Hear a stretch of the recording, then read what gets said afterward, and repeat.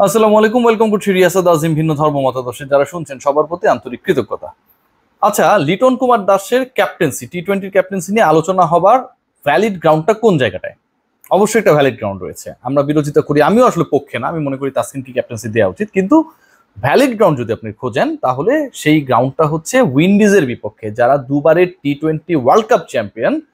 সেই দলের বিপক্ষে ওয়েস্ট ইন্ডিজে গিয়ে লিটন কুমার দাস একজন ক্যাপ্টেন হিসেবে 3-0 বাংলাদেশকে জিতিয়ে এনেছেন। লিটনের পারফরমেন্স নিয়ে অনেক প্রশ্ন থাকতে পারে, কিন্তু তার নেতৃত্ব, সেই সময়ে তিনি যেভাবে সকল প্রেশার নিজের কাঁধে নিয়ে প্ল্যান্ড ওয়েতে সেটাকে এক্সিকিউট করে বাংলাদেশকে অসাধারণ একটা জয় এনে দিয়েছিলেন, 3টা জয় এনে দিয়েছিলেন। লিটন কুমার দাস তো ডেফিনেটলি ক্যাপ্টেন্সি ওয়াইজ নিজেকে প্রুভ করেছিলেন। যে কারণে লিটন কুমার দাসের ক্যাপ্টেন্সি নিয়ে, পার্মানেন্ট ক্যাপ্টেন্সি নিয়ে ডিসকাশন ইজ অন। ফারুক আহমেদের বোর্ড লিটন কুমার দাসকে টি-20 ক্যাপ্টেন করতে চায়। যদি সেটা লজিক্যাল হয়, let's come to the point. আমরা কত বড় সিন্ডিকেট বাজি করি সেটা এখন আমি আপনাদেরকে প্রমাণ করে দিব। সেটা যদি হয় লজিক্যাল, তাহলে ওই পার্টিকুলার সিরিজে বাংলাদেশ যেখানটায় 3-0 জিতলো, লিটন কুমার দাসের পারফরমেন্স যেখানটায় 0, সেই উইন্ডিজের বিপক্ষে উইন্ডিজে গিয়ে যেই ক্রিকেটার টানা 2 ম্যাচে অসাধারণ ব্যাট করে বাংলাদেশকে আসলে জেতাতে নেতৃত্ব দিলেন, শামীম হোসেন পাটোয়ারি। লিটন যদি খারাপ করে ক্যাপ্টেন্সির কারণে দলে থেকে যান এবং লং রানে ক্যাপ্টেন হয়ে যেতে পারেন, সেই আলোচনায় সেই প্রসেসে থাকতে পারেন, তাহলে সেই সিরিজে ভালো করা টানা 2 ম্যাচে বাংলাদেশকে জেতানো, 1 ম্যাচে man of the match Shamim Hossain Patwari কেন কেন্দ্রীয় চুক্তিতে থাকবে না? কেন থাকবে না? লিটন যদি পারফর্ম না করেও ক্যাপ্টেন হতে পারেন, ওই আলোচনায় থাকেন। শামীম পারফর্ম করার পরেও ক্রিকেটারদের যে 22 জনের, 23 জনের, 21 জনের তালিকা তৈরি করা হয়েছে, সেই জায়গায় তিনি থাকবেন না কেন? Let's discuss about the performance, what actually Shamim did দেয়ার। দেখুন, প্রথম ম্যাচে শামীম খেলেছেন মাত্র 13টা বল, করেছেন 27 রান, স্ট্রাইক রেট হচ্ছে 207।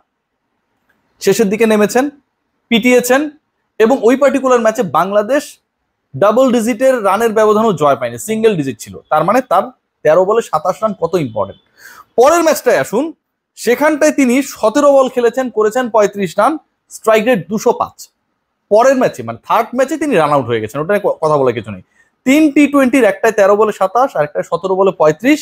17 বলে 35 যেদিন করলেন, সেদিন বাংলাদেশ টোটালি করেছে 130-এর মতো, তার মধ্যে 17 বলে 35 করেছেন আমাদের শামীম হোসেন পাটোয়ারি, এবং তিনি ম্যান অফ দ্য ম্যাচ হয়েছেন। আগের ম্যাচে 27 রান করেছেন, পরের ম্যাচে অপরাজিত ছিলেন।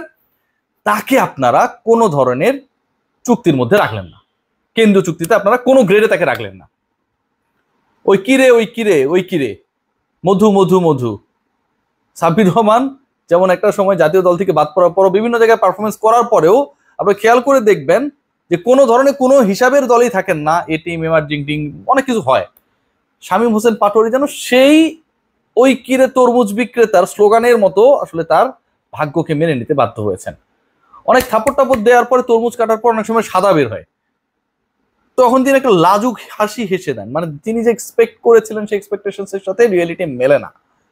শামীম হোসেন পাটোয়ারি পারফর্ম করার পরও যে এক্সপেকটেশনস করেছেন, সেটার সাথে যে 3জন সিলেকশন প্যানেল রয়েছেন, তারা যে তালিকাটা তৈরি করেন, ভাগ্য নির্ধারিত করেন যে পরের 1 বছরে কে কয় টাকা বেতন পাবে, তাদের সেই কলমের খোঁচা, তাদের সেই মতামত, তাদের সেই আমি কাইন্ড অফ ব্যক্তি পছন্দের যে হিসাব নিকাশ, সেখানটায় শামীম হোসেন পাটোয়ারি টিকতে পারেন না। Let's come to the next point, Sabbir Rahman. সাব্বিরের কথা যদি আমরা বলি, তাহলে এই পার্টিকুলার ক্রিকেটারকে নিয়ে আলোচনাটা হয়েছেই মূলত ঢাকার হয়ে যখন তিনি খেলা শুরু করেছেন। ঢাকার হয়ে লাস্ট বিপিএল এ সুযোগ পেলেন, মনে করা হচ্ছিল যে কিছু করতে পারবেন না, তারপর করে দেখিয়েছেন। সাব্বির চলমান ডিপিএল যে খুব খারাপ করেছেন, সোফার নট রিয়েলি। পার্টেক্সের হয়ে খেলছেন, খুব বড় দলের হয়েও খেলছেন না, কিন্তু যেই ক্রিকেটার প্রতিভা রয়েছে, যেই ক্রিকেটারের মধ্যে সেই মালটা রয়েছে, আপনি তো নিশ্চয়ই তাকে সেই প্রসেসের মধ্যে রাখবেন।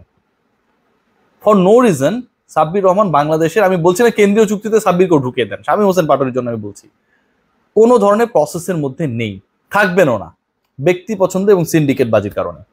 মাহিদুল ইসলাম অঙ্কন দারুণ সম্ভাবনাময় একজন ক্রিকেটার, টেস্টে ডেবু হয়েছে, অন্য ফরম্যাট গুলোতেও তিনি ভালো করবেন, আমি সেই গ্যারান্টি দিব সিরিয়াসলি।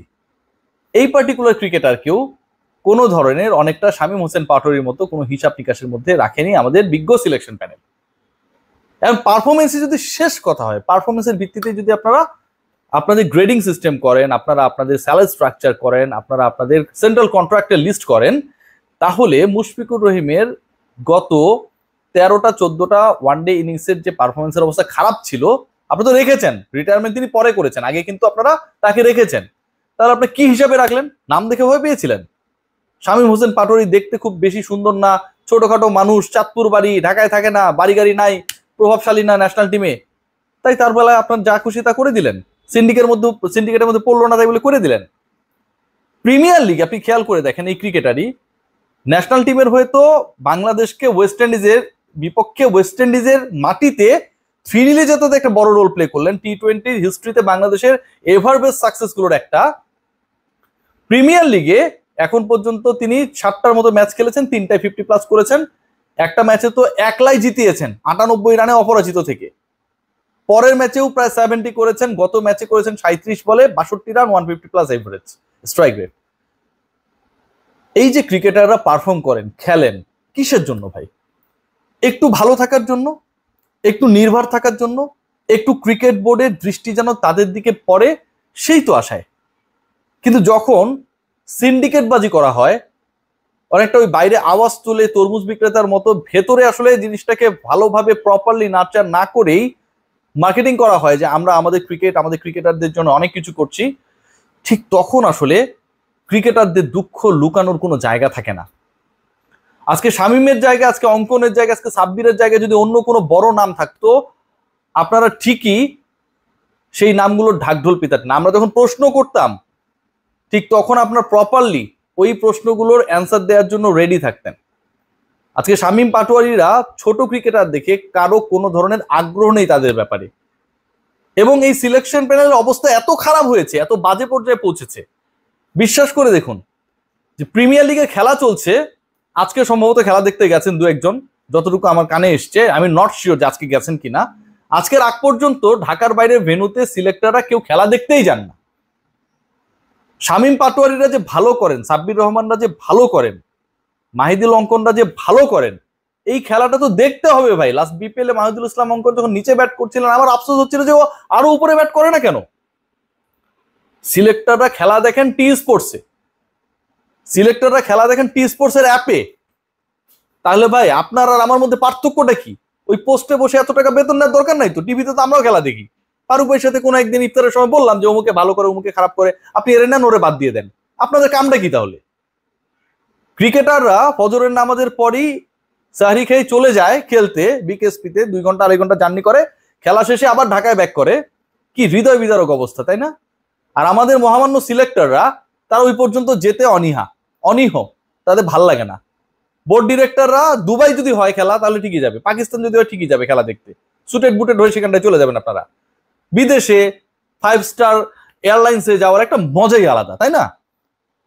কিন্তু সাভারে যদি যাইতে হয়, বিকেএসপিতে যদি হয় যাইতে, তাহলে গাবতলী, নবীনগর, গরুর হাট, ঠিক আছে, কাঁচা বাজার, এগুলো পার হয়ে আপনাদের ল্যান্ড ক্রুজার কিংবা আপনাদের মার্সিডিজ বেঞ্চ গুলো তো আসলে খুব বেশি যেতে আগ্রহী না, আপনারাও আগ্রহী না।